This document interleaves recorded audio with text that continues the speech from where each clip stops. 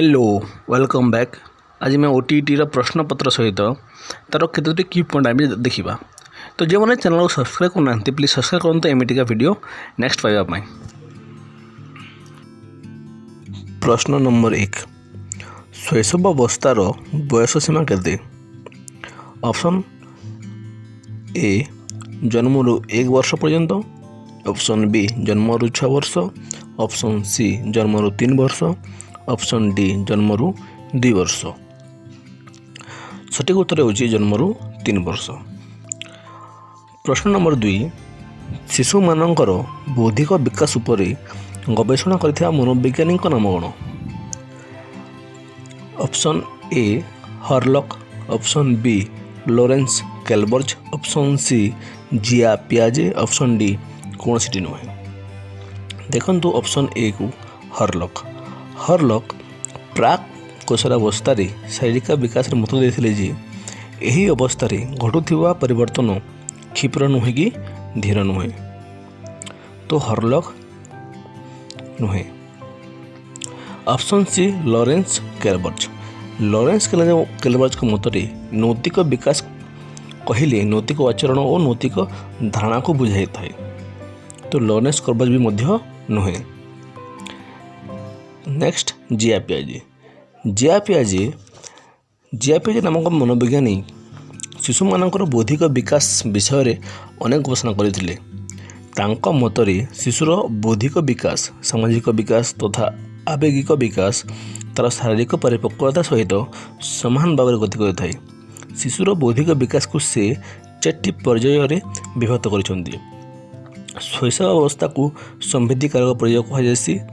सेटा हला जन्मर 2 वर्ष पर्यंत। आद्य बाल्यावस्था को प्राक संख्या धर्मी पर्याय कहुसी, 2 ରୁ 7 वर्ष पर्यंत। प्रवर्ती बाल्यावस्था को स्थूल संख्या धर्मी पर्याय कहुसी, सेटा हला 7 ରୁ 12 वर्ष पर्यंत। कैशोरावस्था को विमूर्ति संख्या धर्मी पर्याय कहुसी, सेटा हला 12 ରୁ ऊर्ध्व वयस्क। तो सठिक उत्तर कौन? जिया पियाजे। नेक्स्ट प्रश्न जावा, शारीरिक गठन फल शिक्षार्थीर प्रगतिशील परिवर्तन को कौन कहुए? ऑप्शन ए शुणु विकास, ऑप्शन बी वृद्धि, ऑप्शन सी परिपक्वन, ऑप्शन डी अभिवृद्धि। देखो ऑप्शन ए कौन? विकास। विकास क्या कहुए? शारीरिक परिपक्वन और अनुभूति फल शिक्षार्थीर धारावाहिक उन्नतिशील तथा प्रगतिशील परिवर्तन आसे ताहाको विकास कहुए। तो यहाँ भूल, ऑप्शन ए भूल। वृद्धि क्या कहुए? शरीर किंबा शरीर कौन अंगर वर्धित और प्रसारित अवस्था को वृद्धि कहुए। तो यहाँ भी भूल। ऑप्शन सी परिपक्वन क्या कहुए? शारीरिक गठन फल शिक्षार्थीर प्रगतिशील परिवर्तन को परिपक्वन कहुए। तो ऑप्शन सीटा हूँ राइट आंसर। चैनल प्रश्न को जीवा, वंशाणुगुणर बाहक किए? वंशाणुगुणर बाहक किए? ऑप्शन डी शुणु शुक्राणु, ऑप्शन बी उत्पादन अणु, ऑप्शन सी डिम्बाणु, ऑप्शन डी डिम्बकोश। तो सठिक उत्तर होगी कौन? उत्पादन अणु। 5 नंबर प्रश्न को जीवा, बौद्धिक विकास प्रथम पर्याय को कौन कहुए? ऑप्शन डी शुणु ऑप्शन ए प्राक संख्या धर्मी पर्याय, ऑप्शन बी स्थूल संख्या धर्मी पर्याय, ऑप्शन सी विमूर्त संख्या धर्मी पर्याय, ऑप्शन डी संवेदन कारक पर्याय। आपको प्रश्न नंबर 2 रे बौद्धिक विकास समस्त पर्याय आपको कही। तो आप जानीपे प्रथम पर्यायटी कौन? शैशव अवस्था प्रथम पर्याय कौन कहुए? संवेदन कारक पर्याय कहुए। तार बयस के जन्मरू 2 वर्ष पर्यंत। तो सठिक उत्तर कौन? संवेदन कारक पर्याय।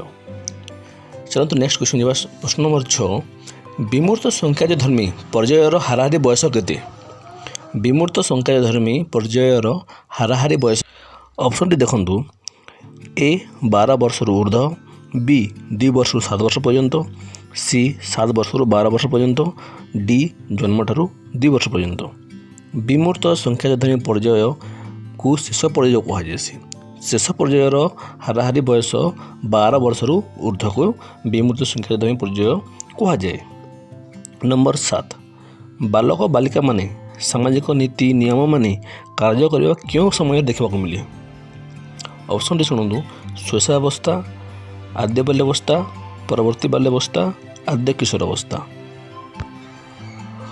तो शैशवावस्थार सामाजिक विकास आम देखा शैशवावस्थार सामाजिक विकास शिशुर सामाजिक विकास मोटामोटी भाव तार गृह परिवेश द्वारा प्रभावित होता है। आद्य बाल्यावस्था सामाजिक विकास शिशु माने सामाजिक संपर्क गृह परिवेश सांगसाथी परिवेश और बाह्य परिवेश आड़ को संप्रसारित होता है। से सांगसाथी मान सहित प्रतियोगिता और सहयोग करने दल नेतृत्व नेबा सहित दलपति अनुगामी होगा आदि गुण में शिक्षा करती। परवर्ती बाल्यावस्था यही बयस सामाजिक विकास मंथर किंतु स्थिर गति अग्रगति करें। गृह परिवेश विद्यालय परिवेश एवं विद्यालय परिवेश सामाजिक गोष्ठीर विस्तृत परिवेश से सामाजिक संपर्क वृद्धि पाइबार लगे निजर प्रिय व्यक्तिंकर चालीचलन को अनुकरण करथांती। प्राक कौशल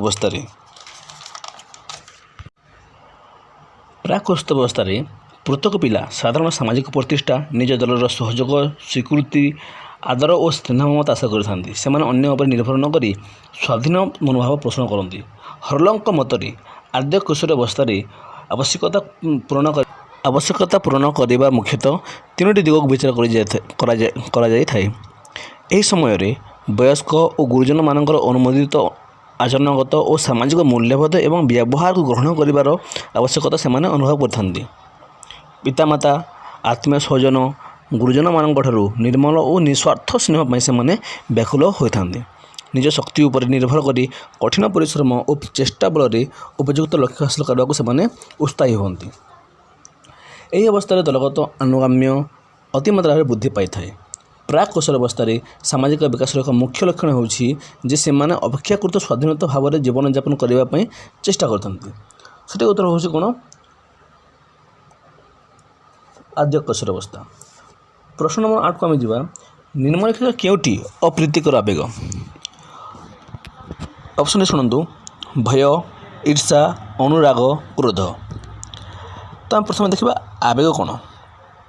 आवेगिक विकास तो आवेगिक विकास कले कौन बुझाए आवेग व्यक्तिर एक मानसिक अवस्था जहाँ तार जीवन को क्रियाशील और गतिशील कराए। आवेग दुई प्रकार गोटे हूँ प्रीतिकर आवेग आ गोटे हूँ अप्रीतिकर आवेग।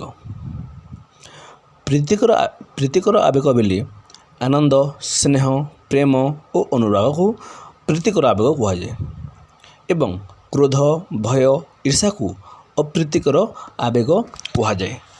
तेबे अनुराग हूँ अप्रीतिकर आवेग। जदि आपको एमती आहरी वीडियो दरकार तेबे चैनल को सब्सक्राइब करूँ एवं लाइक करूँ। देखो फ्रेंड्स मत 2 दिन लगे वीडियो बनाइबा एडिट करबा मोबाइल